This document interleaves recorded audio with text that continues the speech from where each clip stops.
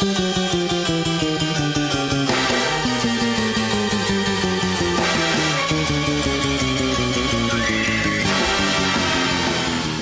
to Jools and Jim's Joyride 2021. New season, new ideas, new guests, same old shit.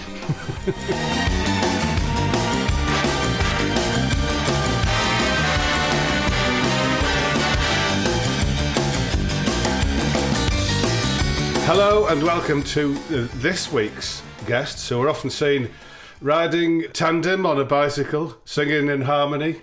Yes. Scratching each other's backs, because it's the first time, Jools, isn't it, that we've got a Mr. and Mrs. on. It's a pod first. It's a pod first. It's Sanjeev Bhaskar and Meera Syal. Yes. Mr. and Mrs. Yes. Thank you very much. Fantastic. It's wonderful to have you both here. Both extraordinarily talented in your own right. Writers, producers, actors. I mean, to have all of this and to have both of you here is indeed a great moment.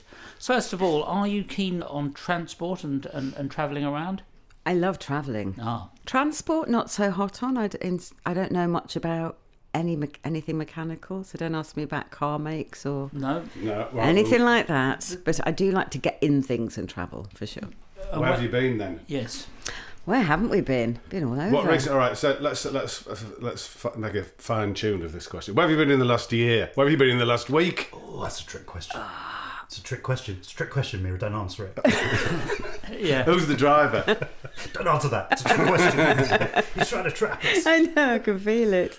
In the last year, we haven't been anywhere. No, not at all. But before that, Italy probably was the last place we went to. Whereabouts? I want to go to Garda. Oh my God. That's on my list. To the lake. Yeah. Not the Irish police. No. I want to go to Garda with the Garda. Have you noticed, because of his recent role, how Sanjeev's each question he's either been very cautiously about people trying to trap you with questions, answers, or everything reverts to a police sort of thing? Has it affected you a lot by playing a policeman all the time? I mean, do you have a policeman's mind now? Yeah, a little bit does seep in. Do you get to drive in a cop car? Not a very nice one, because that's the one thing you kind of... I mean, I do love cars. I always have done. But no, I get to drive a very ordinary car. Because you kind of look at other, cop shows and films, and you want to end up driving an Aston Martin DB5 or a Batmobile. Once I hired an American cop car for my wife's birthday to take us to a restaurant. And he said, the person who owned the company said, they'll come to the outside of your house, the sirens will go off, and then their voice will come over the tunnel and say, "Nancy, you've been arrested, come out of the house with your hands up." And so I said, he's out there now. So I went out and I said, "Are you going to do it?" He went, "No, I'm too shy." Well, you're in the wrong job here then, aren't you? When I remember playing cop, I've played a cop a few times, but you get a real different approach by other people if you're in uniform. Shopkeepers want to give you stuff for free. People either give you a look of disdain or doff the caps. And did you find that, Sanjeev? No, because I'm always plain clothes, so I just look like, me. And so nobody wants to give me anything. I suppose that's right. Yeah. Except information, perhaps. Well, if I kind of plumb them for it. Is that the right term? No, you pump them for information. Yeah. Plumb them. I plumb them. Yes. Yeah. It's the last thing they're expecting. That's what you've been doing wrong, see? Yeah. No, figuratively around the U-bend. So returning to the transport, you said you've both been to Italy. What do you like to do when you go on? Because you're both very busy. So when you go on holiday, when you travel, do you travel to do work when you're away, or do you travel just to go and see the sights? It has to be absolute relaxation, doesn't it? Well, you can't switch your creative brain off. So even when you're away, you're filing away things. But I know that we don't want to just have a beach holiday where you do nothing. That can be a couple of days, but you want to see stuff. So Italy's great for that, because there's for every kind of 100 yards, there's a kind of loop of, oh, look, that's really interesting. Gosh, that's really old. That's really beautiful. Look, there's somewhere to eat. Yes, and there's some lovely spaghetti. That's that now, yeah. I remember we went to Memphis, and I'm a big Elvis fan, and there was lots to cover there with Graceland and Sun Studios. But they also had the best museum I've ever been to, which is the Museum of Civil Rights, which is built on the back of the Lorraine Motel where Martin Luther King was assassinated, and they've kind of built it sort of behind that. So that was perfect, because it's, first of all, you have the music, all the blues that was down the street that you could listen to, which was incredibly relaxing. But then you had all these interesting things and that all feeds in. At some point, that will come out somewhere in your work. Mm. Yeah, exactly. Have you haven't written though something about Memphis or anything yet, have you? Not yet. Interesting bit of promise there. Yeah. But Elvis was a person known for his cars, wasn't he? Let's face it. I mean, he had some pretty extraordinary cars. Didn't he sort of have a new Cadillac every year? Was that his sort of thing? Didn't he have a car made in the shape of a guitar? Or was that a swimming pool? Was it a swimming pool? Or was it a speedboat? When was it a swimming pool? You could have a piano-shaped one. Well, Liberace had one of those. Did he? A Yes. car in the shape of a piano? No. He had a piano-shaped swimming pool. Well, I think it's about time people had cars built in the I think it's shapes the of... future. You could have one. I mean, if you had a vehicle in the shape of, as a writer, producer, and actor, what would your vehicle be? How would you make it up? A giant pen, perhaps? A laptop. Yeah, that's so boring, isn't it? It is, really. A laptop on wheels. A quill would be so much better. Yeah. Yeah, quill would be good. Yeah. Well, that's a ship, actually. That's a boat, isn't it? Because the feather would be the sail. Yes. It's also classy. It says history and It's wisdom. drawn attention to yourself, though, isn't it? Yes. Did you go to Elvis's, where he was born, in Tupelo? I haven't been to Tupelo. No. Yeah, that shotgun shack. Yes, you can go in it. But that's rather good because it represents a journey that was his, as you can see, this tiny little shack that he was born in. Mm-hmm. And the old lady who was a fan of his, who was there showing us around, said, and Elvis used to come back here with Priscilla, drive back from Memphis on a Sunday afternoon in one of the Cadillacs and look at this and then go back away again. Mm. Was it a tiny shack? Two-room country shack with hardly anything in it, I've seen Dylan Thomas's shed in Wales where he wrote his poems. Have you been there? No, that sounds good. I think, as far as I remember, it's on the cliff edge. Anyway, I digress. Samuel Beckett could only write facing a brick wall. Could he? Is that right? Yeah. I think either his study was one window with a brick wall directly outside, or it was just all brick walls with a door behind it. Is that because he found it too diverting? Yeah. And when you write, where do you write? In my study, which of course is just a glorified word for the bedroom that's become a study. But yes, we both have separate workspaces. And do you find it? I mean, if you're writing, you're going on a journey that you're inventing in your mind, yes, aren't you? Yeah. So do you find it helps to be able to look out the window? I mean, what's the view out of your window when you're going on your writing your journeys? A very nice little balcony, which we've sort of made with a little table out there, and then the garden. So that is quite nice. But I've got loads of. It's very teenagey, but I've just got loads of pictures up that just make me feel creative or happy. So what, posters? Yeah, and postcards of my favourite paintings, or just letters that. Backstreet Boys and that sort of thing. Yeah, obviously. Then and now. Obviously, a life-size model of Sanjeev, which I occasionally. No, that's me. Look to for inspiration. A life-size model. Oh, yeah, That's him just right. stood in the corner.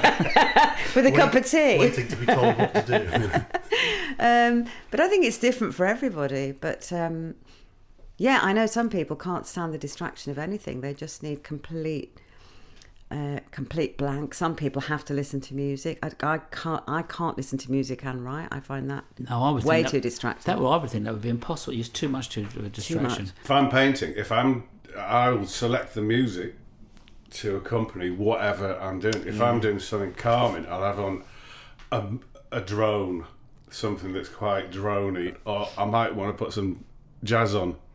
I go freeform with a bebop. Oh, yeah. You see that now, having followed and am following your paintings and pictures that you're putting on Instagram, I'm now kind of working through which piece of music you've had for which one. Yeah, but Very it's true. good thought. There were lovely birds for a while. Well, That calming. Actually, if I'm doing them, I have nothing on at all. Oh, because okay. that's a separate. That's not in my studio. That's a separate. That's music, studio. not clothes, right? Have we switched? Yeah, nothing on at all. And Sanjeev, you said you actually you were a bit of a carist, whereas Meera is not a carist. Love cars. Yeah. What was the first car that you wanted to have? It's still the car I'd want to have, which is the Aston Martin DB5. It was kind of watching the Bond films. They all came from television or movies. So and all the the classic cars from the 60s.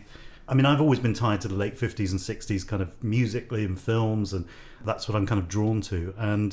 And the design for that period as well, which was kind of out there and outlandish and sort of optimistic. I think a lot of those designs are quite optimistic. They still had the fins on the cars, all that kind of stuff. And then cars were required then to become more practical over the years. But there was a certain optimism within that impracticality that I really liked. Yes, I agree with you. I think they were very optimistic, sort of. But it's interesting. People generally like childhood luxury items that they see as in their childhood. And it stays in your mind. Although, of course, everything moves on. That thing stays as the great dramatic thing. I'm just wondering why. Boys do seem to latch onto transport really early on, and silly girls of my generation didn't. It could be, conditioning, is it going right or just back to hunter-gatherers, and the men have to go off with something in their cars, looking for an easy way to get out there. In their Ford Anglias, off they go. With spears. Although weirdly, I can remember the registrations of lots of my parents' early cars. Me too. Their first Mini was FRE 122E, and I still remember it. That's a good number plate to have. Meera certainly has a fear of one particular type of vehicle, which one? I don't know. Teddy Bear's Picnic. Does that kind of? Oh God, yes, that story, yes. Well, I was really bad at maths. This is going somewhere. Failed it every single year, and then got to the horrible realisation in them days, if you didn't get an O-level maths, you actually couldn't go on to do your A-levels. It was quite a big deal. So my mum and dad hauled in a maths tutor. Now, I put inverted commas around that. He was a friend of theirs who was a maths graduate. But of course, being an immigrant, he couldn't get a job being a maths graduate. So he was, in fact, an ice cream man. And he would turn up for my weekly tutoring sessions in the ice cream van with his chimes on and park on the drive and bring us partly thawed cheap ice cream that we put in the freezer as a treat, saying, you take it, really, it's my gift. But it had this weird effect on me. So every time I now hear the Teddy Bear's Picnic, I get the algebra sweat because I feel like the maths tutor's coming. And it's really stuck in my mind. Could he not turn it off? Or was it just an announcement that he was arriving? I think he was drumming for business. Yeah. I may look like a humble ice cream man, but actually I'm really bloody good at algebra. Yeah, I'm putting the chimes on. Anybody else in the street needs here's the chime.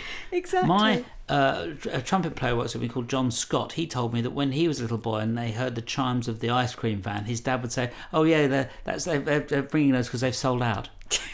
That's cruel, isn't it? There was a Mr. Whippy copyist in Greenwich called Mr. Wipey. That's right, I remember him. Remember him, Mr. Wipey? Yeah, it's Mr. Wipey, and he had I don't like the sound of that. No, you wouldn't, would you? No. What was his other skill? Yeah, exactly. Yeah. But going back to your trip to Memphis, do you bring things back from your holidays? Are you souveniриsts? Yes, I think we are little souvenirs. Yeah. I can't stop always buying bits. What did you bring back from Memphis? We brought back some fabulous sauces, didn't we, from Memphis? Yeah, that's the great thing about one of the many great things about travel. It is kind of just eating the local food and then picking up their spices and bringing them back. So yeah, there was some soul seasoning. I remember there was when we were leaving at Memphis Airport. It was in my bag, and the guy who opened it was checking the bag. Just looked at me and went, "Soul seasoning." It was kind of like. Am I supposed to repeat it? Is this a repeat thing? I don't know what the rules are now.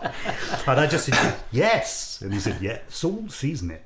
Actually, It's got you into trouble, your food imports and exports. You remember your Marmite story? Oh, flipping heck. That was quite hairy. I was filming in India, and someone had said, if you kind of have a spoon of Marmite every day, it kind of keeps the mosquitos at bay. What was that true? I believe it is, because I think it's the yeast in it, because it comes out in your pores and they don't like it. Well, they can either take it or leave it. Yeah.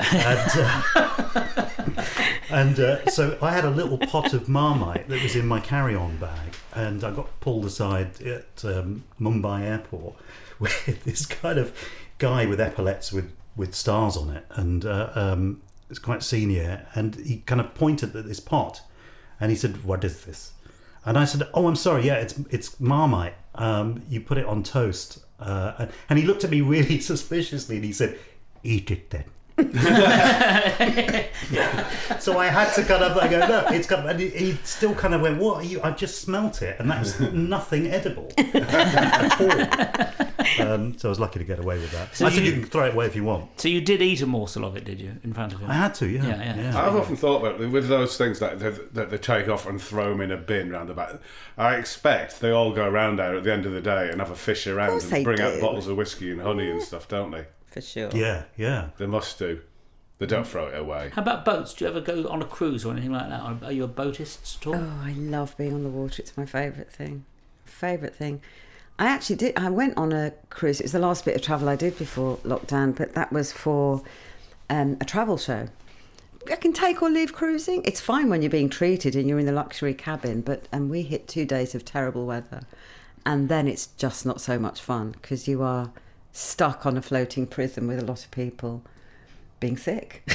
Yeah. It's I not did the great. a documentary up the Bristol Channel, and I was there for about 2 weeks in the most awful rainstorms when the rain was that horizontal, and I'd made the mistake of wearing a big leather coat. It was a Second World War leather coat, actually. It was solid. It weighed a ton, and then as soon as it got rained on, it was about 10 times heavier. So it was actually like wearing a house. And I spent 2 weeks in this. Squeaking. I bet you squeaked as well, didn't you? What kind of boat were you in? It was small. It was about, I would say, about 40 foot. It was like a small version of a ship. But, I was stood on the back of it. Isn't that just a description of a boat? Yeah, it was. Yeah, I'm trying to think. It wasn't a big ship. It wasn't a small boat. It was somewhere in between.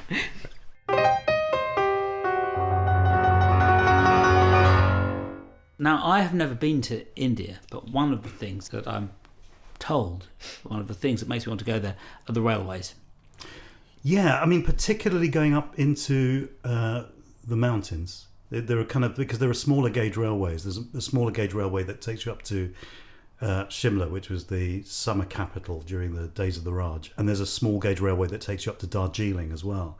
And those are just stunning journeys. I mean, they're kind of slow, but you feel like you're on a toy train because of the size of it. But what you see out the window is extraordinary. I mean, the big train journeys across India are pretty much like big train journeys anywhere. They're fast and sleek, and it's like you're inside an aeroplane, really, in terms of the way the seats are laid out. But those older trains, the smaller gauge ones, haven't been updated, so a lot of them are steam trains as well. And that's wonderful, actually. You get that sense of history and also just the artistry of creating railways and carriages, and it all feels very tangible in a way that modern electric trains can't really. So you can't see any of the mechanics on an electric train, but on those steam trains, it's like a living, breathing beast at the front with wooden carriages that have been made by human hand. Yes. Still a lot of that old style glamour. It's very, very. Do you like travelling? Have you ever done the Orient Express or anything like that? Do you know that's we've always talked about that. We'd love to do the Orient Express to Venice. Increasingly, maybe it's a thing that happens when you get older, but you begin to think, there's so much more of the world I haven't seen. But also, I've got to cram it in now. But also, even that's kind of physical travel. But the thing that I've always thought is, when I was a kid, when we were all kids, if you wanted to know something, a fact, you had to ask someone, and if they didn't know, you had to go to the library. And if you went to the library and the book wasn't there, you had to ask the librarian if the book was coming back, or whether there was a physical journey that you had to take for discovering anything. Whereas now you can just do it on your phone. Yeah, that's right. When I wanted to learn about Boogie Boogie piano, I got on the 53 bus with a bus pass, age sort of 10. Went to Soho in my little shorts. 10? Yes, I went to, yeah, in those days people didn't skipped past the doorways of beckoning sin, and and went into Dobell's little record shop, as it was then, jazz record shop, and they gave me and I in the booth listened to lots of records. I remember when I was 10, no, I was a bit older, I was probably 12, I was obsessed, and probably still am, with shoes. But I'd seen a pair of desert boots which I really liked the look of, and it was about 15 miles away. So and I didn't dare tell anyone because it was so sad. I went and got on the bus and went the 15 miles just on a Sunday to look through the window at them. Oh, that is sad. But it's and sad, lovely too. Yeah, mainly sad. but also lovely, in that order. But I think that's a really good point, though. I think we're all from the generation where we were pretty much left to our own devices a lot of the time as kids. I mean, I grew up in the country, in a little village, and I would, from the age of about 8, I'd leave the house on my bike in the holidays, and my mum would have to come and call for me in the fields when it started getting dark. So hold on. And I was just left to my own devices. But and there were several times I probably could have drowned, or I fell out of trees, or did things I shouldn't have done. But there was no one policing me, and actually it gives you this incredible sense of independence, incredible sense of freedom, of discovery, of curiosity, of self-reliance and confidence. And I look at how cosseted our kids are, how much we worry about them going places on their own, or that they don't have that freedom. It was just a fantastic childhood, really. And obviously I got into quite tricky, risky scrapes, but I learnt also to get out of them. And that's probably what our kids are missing out on. And to learn how to avoid getting into them, perhaps. Exactly, you get very street smart. We interrupt this to bring you a message from our sponsors. Hey, Jools. Yes? If you were involved in a car crash that left you and your passengers stranded on the hard shoulder of the A1 for over 6 hours, would you make the awful decision to eat one of your tyres? I'm afraid I would, but only if they were Michelin standard.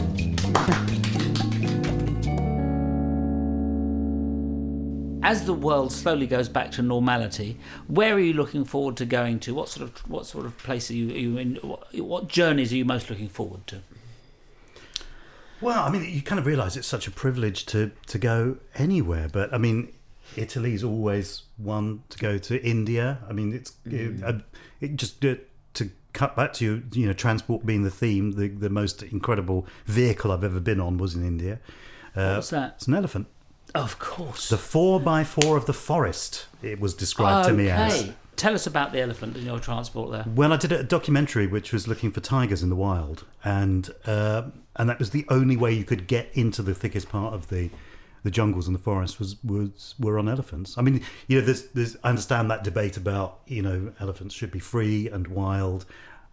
And I kind of largely agree with that. I don't think animals should be treated cruelly at all. But then horses are kind of used for transport and riding on, so I wasn't quite sure what the difference there was. But nevertheless, the experience of being on an elephant, you're kind of 12 feet up anyway, and they can go places that vehicles can't. So it was, and in the end, we kind of did see a tiger, which was probably less than about 15 feet. And you're high up, so you kind of feel safe. You do, yeah. Although a tiger's not going to go for an elephant, is it? It's unlikely. I mean, the elephant that we had a few scars where I think it had been attacked by a leopard. But the tiger was just doing its own thing. Because I've been on an elephant, and you do feel they're very sure-footed, aren't they? Yeah. I went through a river on one, and I thought, this is just like, it's just knows exactly what it's doing. I'm going to leave it be. The forklift of the natural world. But it's an extraordinary experience because, as you were saying, Jim, the sure-footedness makes you feel quite secure. Although initially it does sway from side to side, which makes you kind of go, "Oh, I'm going off." No, I'm not. But yeah, it's just extraordinary to be in the depth of that much kind of dense jungle as well, and to keep moving. I think it'd be good to have an elephant around London. I think it'd be really useful. Oh, it'd be fabulous. Wouldn't it? It'd be great. You'd be above the traffic, lovely views of everything. No traffic jams, just keep walking, just walk over the cars. Or you can have a car decorated in the shape of an elephant. Yes. Get a driver, and then you just sit on the top, waving to people in a kind of royal way. Yeah, it's a very nice thought, thank you. Until you get arrested. Can I nominate my favourite transport then? Yes. Is a wild dolphin. Have you been on one? Yeah. Yes. No. I have swum with Fungi, the wild dolphin, in Dingle Bay many, many years ago, about 25 years ago. No. So I was obsessed with dolphins, and I knew that there was a wild one in Dingle. Where's Dingle? Dingle is in Southern Ireland, and it's where they filmed Ryan's Daughter, that amazing... Oh, right, yeah. It's beautiful. And I didn't like the idea of swimming with captive dolphins, so I went where the wild dolphin was, and foolishly, just no wetsuit, nothing, sat on the shoreline thinking, well, I'm sure the dolphin will come along. Little man chugged by in his boat. It turned out to be the local marine biologist called Kevin.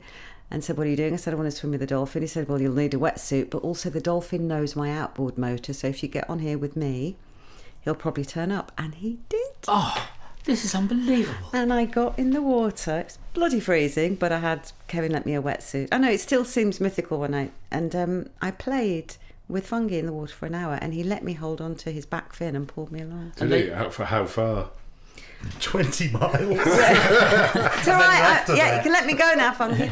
Absolutely extraordinary experience. But first of all, I wonder if, because you were thinking about longing to swim with the dolphin. Longing, yes. Do you think that thought went out and sort of went out, had reached him? I kind of do. I know it sounds a bit hippy-dippy, but honestly, when you get into the water with an animal, I mean, specifically a dolphin, who are so incredibly intuitive and intelligent, and you are in their territory and they're much more comfortable, and yet they accommodate you, because dolphins are one of the few animals that, like humans, play for fun and are sociable for fun, and are curious for fun.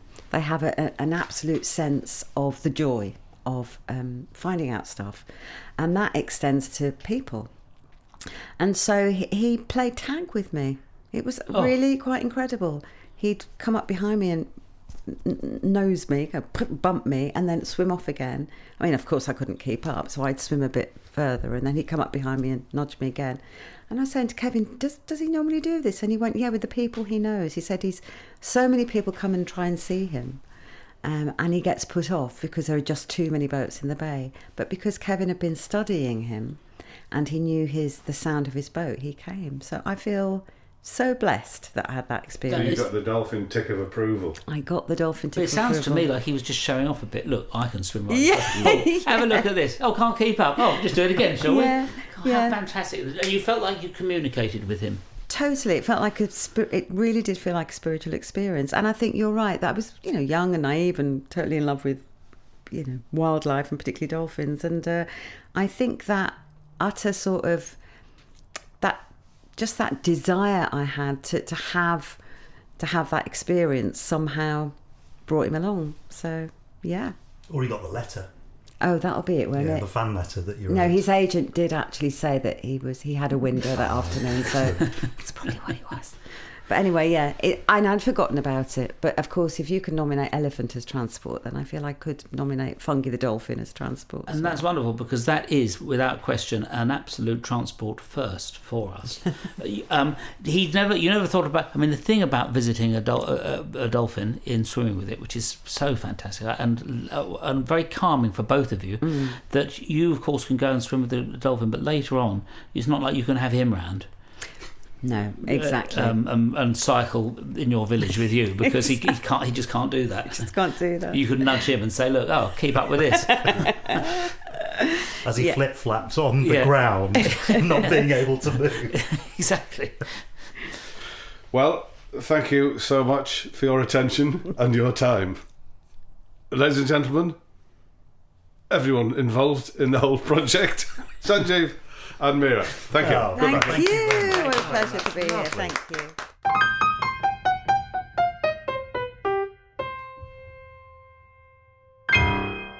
Well, there goes Meera and Sanjeev travelling home. She on a dolphin. And he beautifully riding an elephant. What an image. How does she get that dolphin to travel on land? We'll never know. This podcast was produced and edited by Molly Stewart. Sound engineers were James Stewart and George Latham.